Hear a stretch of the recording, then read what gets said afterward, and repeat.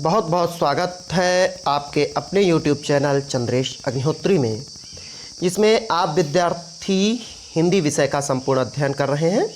आज कक्षा 10 के विद्यार्थियों के लिए संस्कृत खंड के अंतर्गत द्वितीय पाठ अन्योक्ति विलासा का संदर्भ, सभी श्लोक और उनके अर्थ सहित प्रश्नोत्तर के साथ हम आपको अध्ययन कराने वाले हैं। अगर आपने अभी तक हमारे चैनल को सब्सक्राइब नहीं किया है तो चैनल को सब्सक्राइब भी अवश्य कर लें। साथ ही साथ वीडियो को पूरा देखें, जिससे कि आपको सभी श्लोकों का अर्थ बहुत आसानी के साथ समझ में आ जाए। हम आपको सभी कठिन शब्दों का अर्थ और जितने भी महत्वपूर्ण प्रश्नोत्तर हैं आपको हम इस वीडियो के अंतर्गत बताएंगे। आइए देखते हैं पहला श्लोक। नितराम नीचोस्मीति त्वं खेदम कूप कदापि मा कृथाः अत्यंत सरस हृदयो यतः परेशान गुणगृहीतासि। इस श्लोक में कुएं को संबोधित करते हुए विद्वान कहता है कि हे कुएं, त्वं खेदम अर्थात तुम दुख कदापि मा कृथाः, हे कुएं तुम कभी भी दुख मत करो। किस बात का? कि नितराम नीचो अस्मीति, तुम अत्यंत निम्न स्थान को प्राप्त हुए हो। कुएं से विद्वान कहता है कि हे कुएं तुम अत्यंत निम्न स्थान को प्राप्त हुए हो, इस बात का कभी भी दुख मत करो। अत्यंत सरस हृदयों, क्योंकि अत्यंत सरल हृदय के जो लोग होते हैं वह परेशान गुण ग्रहीतासि, परेशान माने दूसरों से गुणों को ग्रहण करते हैं। क्योंकि जो विद्वान लोग होते हैं वो दूसरों से गुणों को ग्रहण करते हैं। और विद्वान कौन होते हैं? जो सरस हृदय अर्थात सरल हृदय के होते हैं। पुनः एक बार अर्थ देखें। हे कुएं तुम अत्यंत निम्न स्थान को प्राप्त हुए हो, इसलिए कभी भी दुख मत करो। क्योंकि अत्यंत सरल हृदय के व्यक्ति ही दूसरों से गुणों को ग्रहण करते हैं। अन्योक्ति के विषय में इसका अर्थ क्या हो जाएगा? कि हमें दूसरों से कुछ भी प्राप्त करने के लिए हमारे हृदय में विनम्रता का होना अनिवार्य है। जब हम दूसरे के सामने झुककर चलेंगे, विनम्र होकर चलेंगे, तभी हमें दूसरों से कुछ प्राप्त हो सकता है। एक तो श्लोक का अर्थ होगा, दूसरा अन्योक्ति के विषय में भी आपको अर्थ लिखना होगा। संदर्भ सभी श्लोकों के लिए एक ही होगा कि प्रस्तुत श्लोक हमारी पाठ्य पुस्तक हिंदी के संस्कृत खंड के अन्योक्ति विलासा पाठ से उद्धृत है। दूसरा श्लोक, नीर क्षीर विवेके हंसालस्यम त्वमेव तनुसे चेत विश्वस्मिन् अधुना अन्यः कुलव्रतम पालयिष्यति कहा। इस श्लोक में हंस के माध्यम से विद्वान ने लोगों को अपने कर्तव्यों के प्रति आलस्य न करने के लिए कहा है। जिस व्यक्ति का जो कर्तव्य है उसे अपने कर्तव्य का पालन करना चाहिए। हंस के माध्यम से ये ज्ञान देने का प्रयत्न किया गया है। नीर क्षीर विवेके, नीर माने पानी, क्षीर माने दूध, विवेके माने अलग करने में। हंस आलस्य, त्वमेव माने तुम ही, तनुसे चेत माने करते हो, चेत माने यदि। हे हंस, यदि पानी और दूध को अलग करने में तुम ही आलस्य करते हो, विश्वस्मिन् अधुना अन्यः, तो फिर विश्व, अस्मिन् माने इस, अधुना माने अब, अन्य माने अन्य, तो फिर अब इस विश्व में अन्य कह माने कौन है जो अपने कुलव्रत का पालन करेगा। हे हंस, यदि तुम ही दूध और पानी को अलग करने के अपने कर्तव्य में आलस्य करोगे तो फिर इस संसार में अन्य और कौन है जो अपने कुलव्रत का पालन करेगा। अर्थात जो कर्तव्यशील व्यक्ति है उन्हें अपने कर्तव्य का पालन करना चाहिए।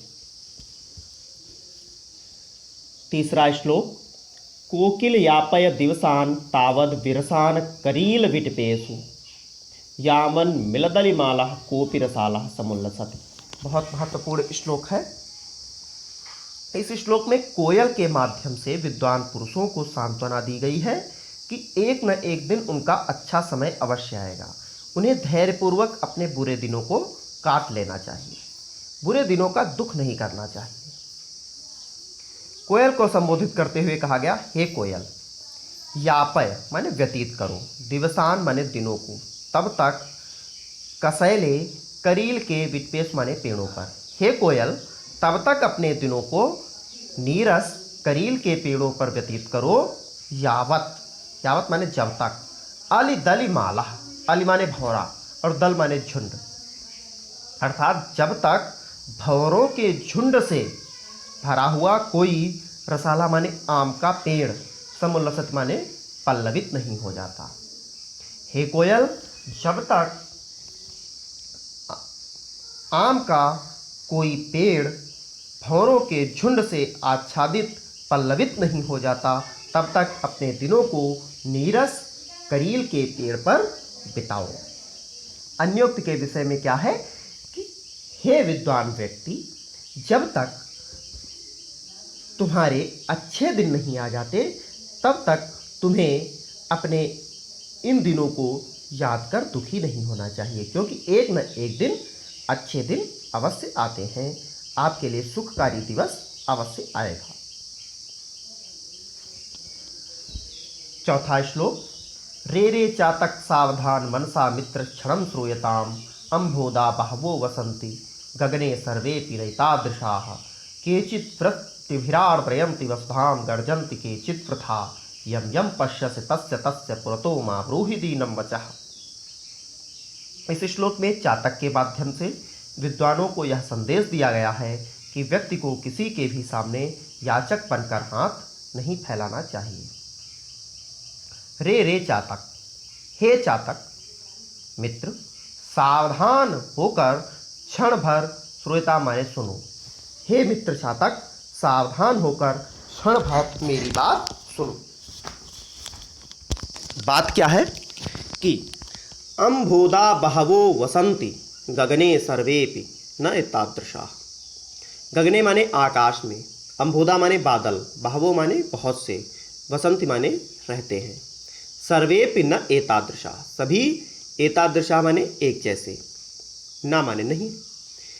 आकाश में बादल बहुत होते हैं परंतु सभी एक जैसे नहीं होते। चातक पक्षी की क्या विशेषता होती है कि वो केवल स्वाति नक्षत्र के बूंद का ही जल पीता है, इसलिए उसे संबोधित करते हुए कहा गया कि केचित् वृष्टिभिरार्द्रयन्ति वसुधां गर्जन्ति केचित् वृथा। केचित् माने कुछ, तो वृष्टि भी माने वर्षा के द्वारा, आर्द्रयन्ति माने गीला कर देते हैं, वसुधां माने पृथ्वी को, कुछ वर्षा के द्वारा पृथ्वी को गीला कर देते हैं, और गर्जन्ति केचित् वृथा। केचित् माने कुछ, वृथा माने व्यर्थ ही गरजते रहते हैं। कुछ वर्षा के द्वारा पृथ्वी को गीला कर देते हैं और कुछ व्यर्थ ही गरजते रहते हैं। इसलिए यम यम पश्यसि, जिस जिसको देखते हो, तस्य तस्य पुरतो, उसके पुरतो माने सामने, माँ ब्रूहि दीनम वचः, माँ माने मत, ब्रूहि माने बोलो, दीनम वचः माने दीनता के वचन। इसलिए जिस जिसको देखते हो उसके सामने दीनता के वचन मत बोलो। पुनः अर्थ देखते हैं। हे मित्र चातक, सावधान होकर क्षण भर मेरी बात सुनो। आकाश में बहुत से बादल होते हैं परंतु सभी एक जैसे नहीं होते। कुछ वर्षा के द्वारा पृथ्वी को गीला कर देते हैं और कुछ व्यर्थ ही गरजते रहते हैं। इसलिए जिस जिसको देखते हो उसके सामने दीनता के वचन मत बोलो। इस श्लोक के माध्यम से यह बताने का प्रयास किया गया कि यदि हमको किसी चीज़ की आवश्यकता है तो हमें प्रत्येक के आगे अपने हाथ नहीं फैलाने चाहिए, क्योंकि कुछ व्यक्ति केवल दिखावे के ही होते हैं, इसलिए उनके सामने हमें अपना हाथ फैलाना उचित नहीं। 5वां श्लोक, न वै ताडनात् तापनात् वह्नि मध्ये, न वै विक्रयात् क्लिश्यमानो अहमस्मि, सुवर्णस्य मे मुख्य दुखम तदेकम यतो माम जनाः गुंजया तोलयन्ति। इस श्लोक में स्वर्ण के माध्यम से विद्वान और स्वाभिमानी पुरुष की व्यथा को अभिव्यक्त किया गया है। सोना कहता है कि मुझे कष्ट नहीं होता है। कब? ताड़नाथ, अर्थात जब मुझे पीटा जाता है। तापनाद वन्य मध्य, वन्य माने आग के, मध्य माने बीच में, तापनाद माने गलाया जाता है। जब मुझे आग के बीच में गलाया जाता है। क्लिश्य मानो माने क्लेश का, अर्थात दुख का अनुभव नहीं करता हूँ। कब? विक्रयात माने बेचे जाने पर, जब मेरा मूल्य लगाया जाता है, जब मुझे बेचा जाता है, तब भी मैं दुखी नहीं होता हूँ। सोना कहता है कि मैं मुख्य दुखम तत् एकम, मेरा मुख्य दुख तो केवल एक ही है। यतो कि मां माने मुझे, जना माने लोग, गुंजया माने गुंगुची से, तोलयंत माने तोलते हैं। मेरा मुख्य दुख तो केवल एक ही है कि लोग मुझे गुंगुची के साथ तोलते हैं। सोने को तोलने के लिए गुंगुची का उपयोग किया जाता है, प्राचीन काल में किया जाता था। तो जब गुंगुची के साथ तोला जाता है तो सोना दुखी होता है। उसी प्रकार से विद्वान पुरुषों की तुलना जब किसी मूर्ख व्यक्ति से की जाती है तब उन्हें दुख होता है, उन्हें कष्ट होता है। किसी भी परिस्थिति के सामने ऐसा कभी नहीं, केवल जब मूर्ख व्यक्ति के सामने उनकी तुलना होती है तो फिर उन्हें कष्ट होता है। पुनः एक बार अर्थ देखते हैं। सोना कहता है कि मुझे पीटे जाने पर भी दुख नहीं होता, आग के बीच में जलाए जाने पर भी कष्ट नहीं होता, बेचे जाने पर भी मैं दुखी नहीं होता हूँ। सोना का मुख्य दुख तो केवल एक ही है कि लोग मुझे गुंगुची के साथ तोलते हैं। अगला श्लोक।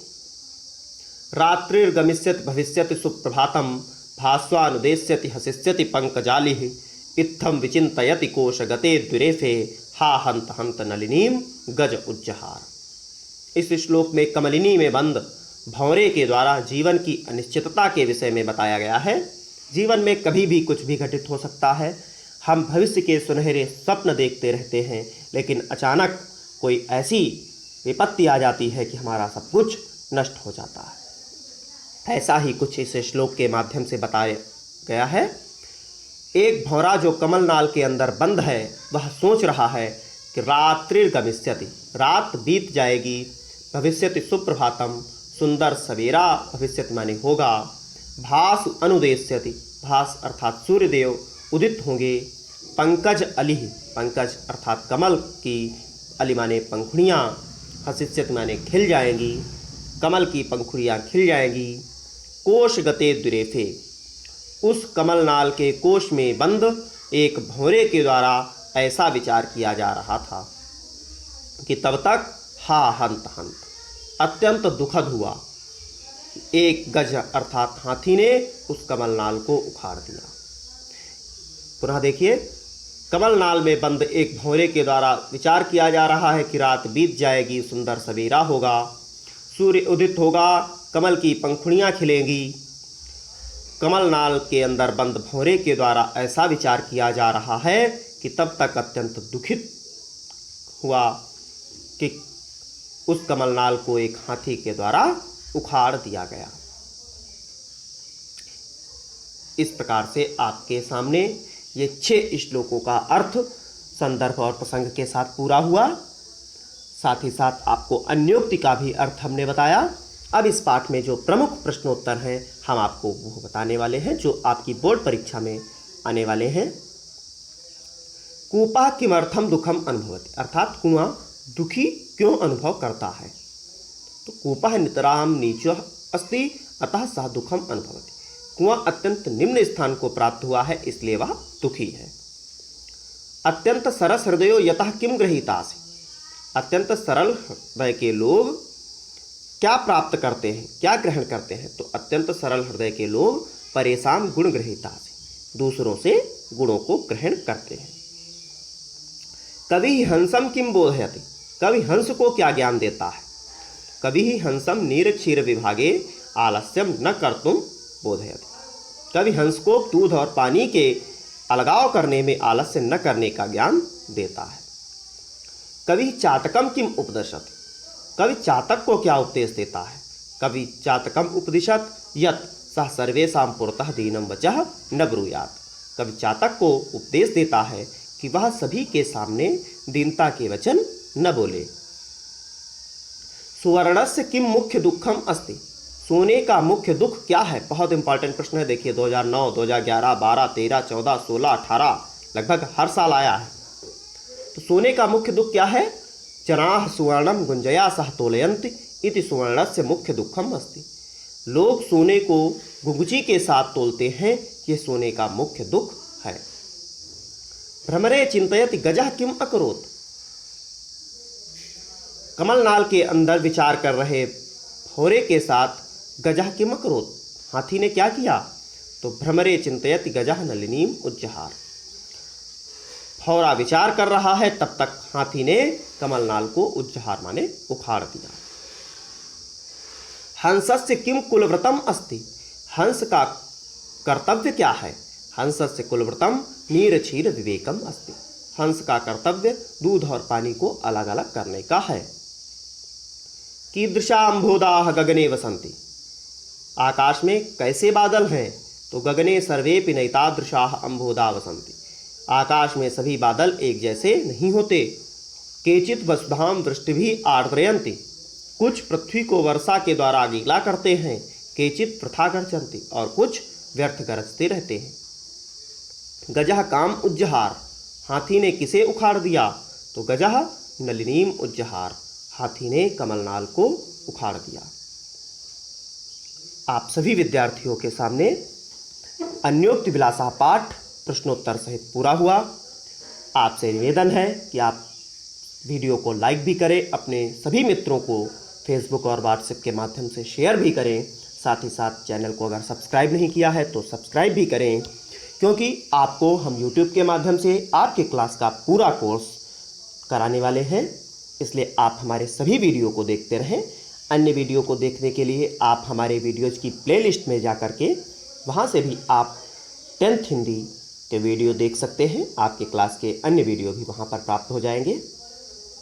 आने वाला वीडियो आप तक तुरंत पहुंच सके, इसलिए चैनल को भी सब्सक्राइब करें। धन्यवाद।